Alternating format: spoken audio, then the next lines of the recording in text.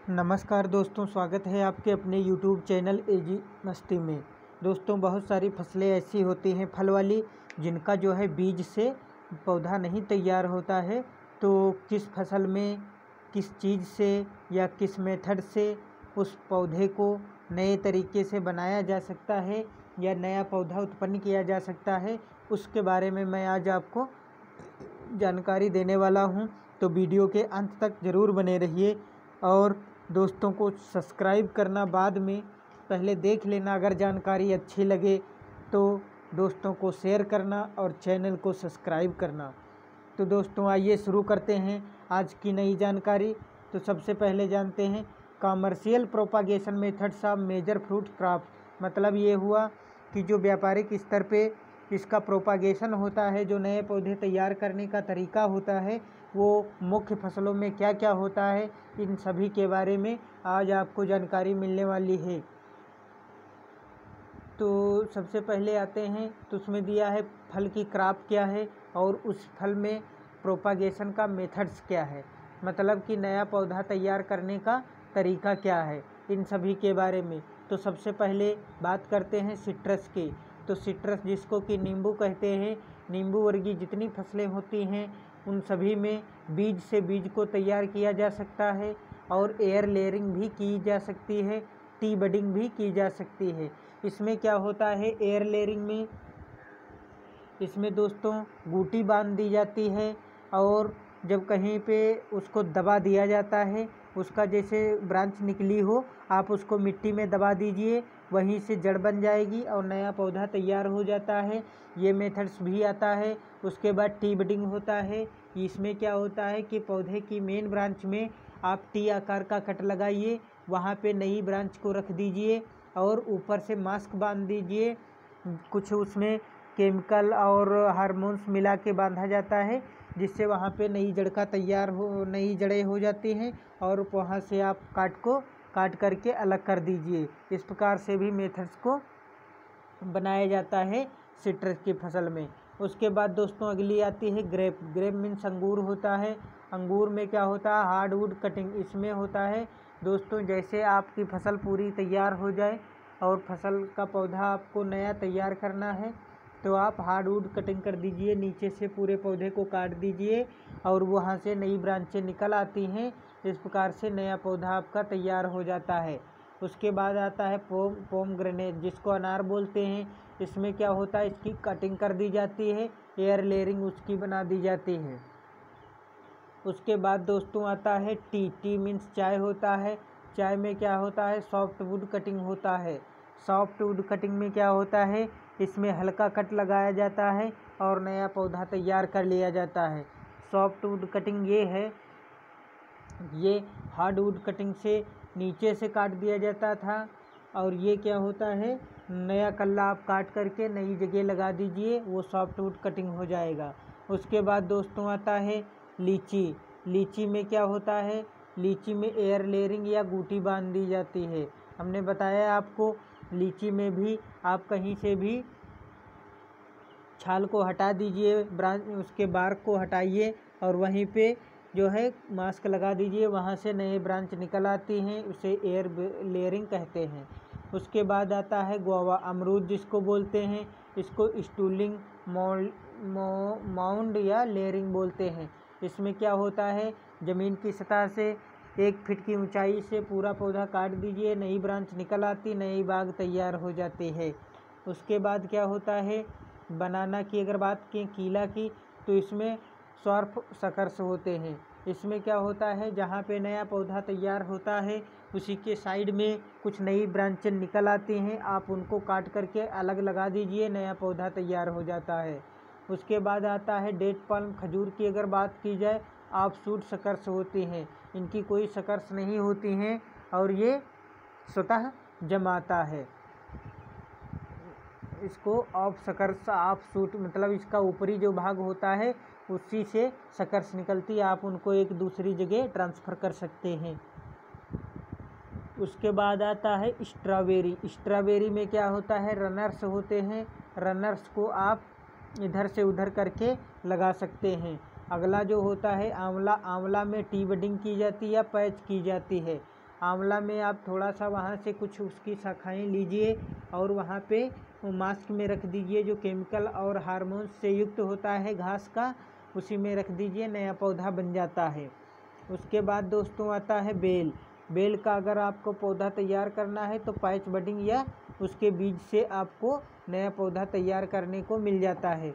उसके बाद आ जाता है कस्टर्ड एप्पल, इसमें टी बडिंग अपनाई जाती है। उसके बाद सपोटा आता है। सपोटा में आता है इनार्चिंग मेथड से सपोटा में पौधा नया तैयार किया जाता है। तो दोस्तों ये कुछ इम्पॉर्टेंट्स थे, हमने आपको बता दिए।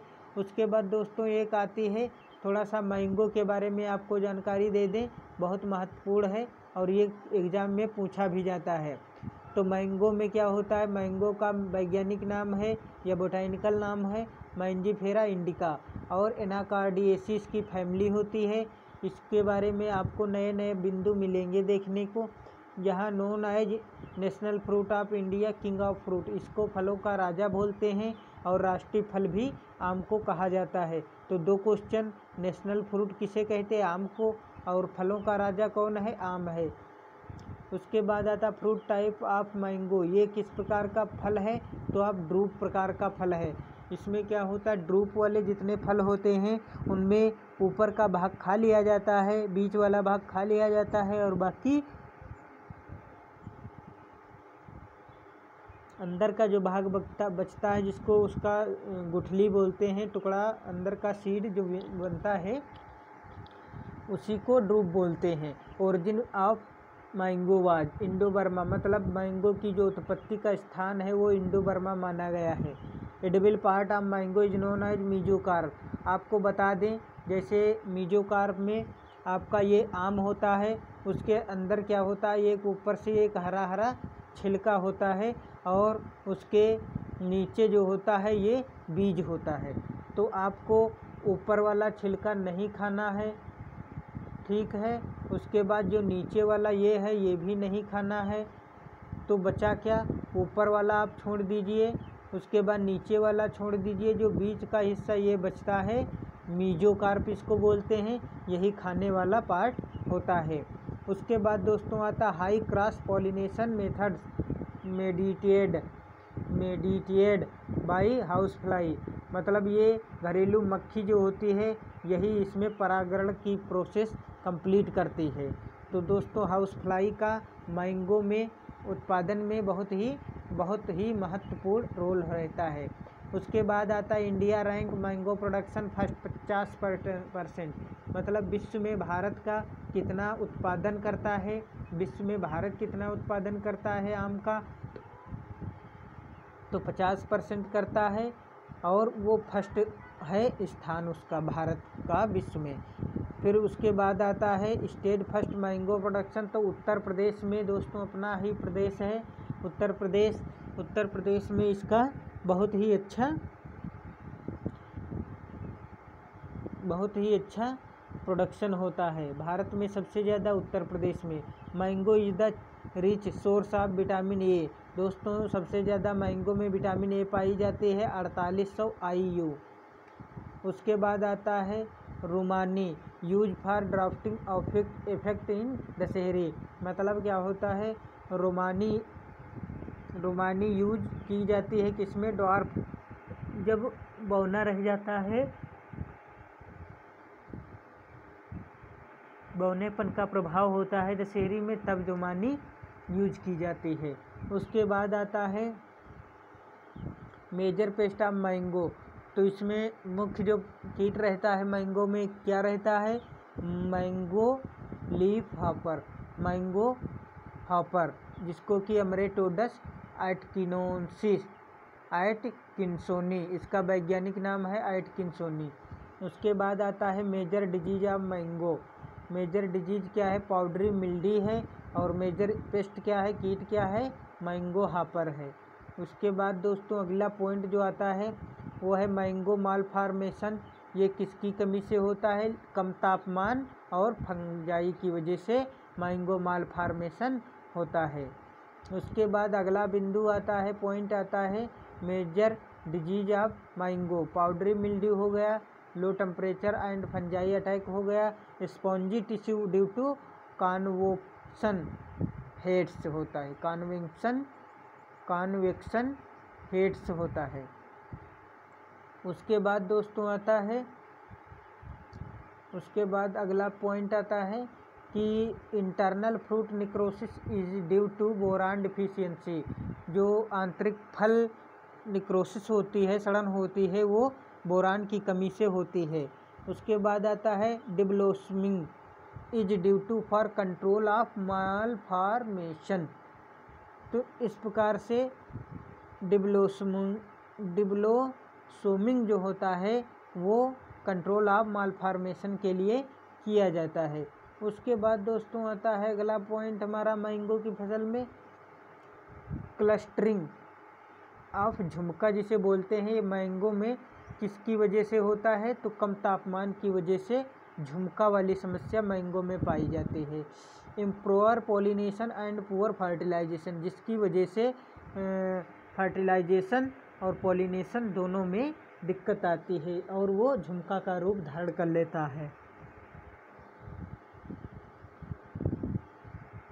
इसलिए आज के लिए बस इतना ही। मिलते हैं दोस्तों कल नई जानकारी के साथ। आज के लिए इतना ही। थैंक यू, धन्यवाद। जय हिंद, जय भारत।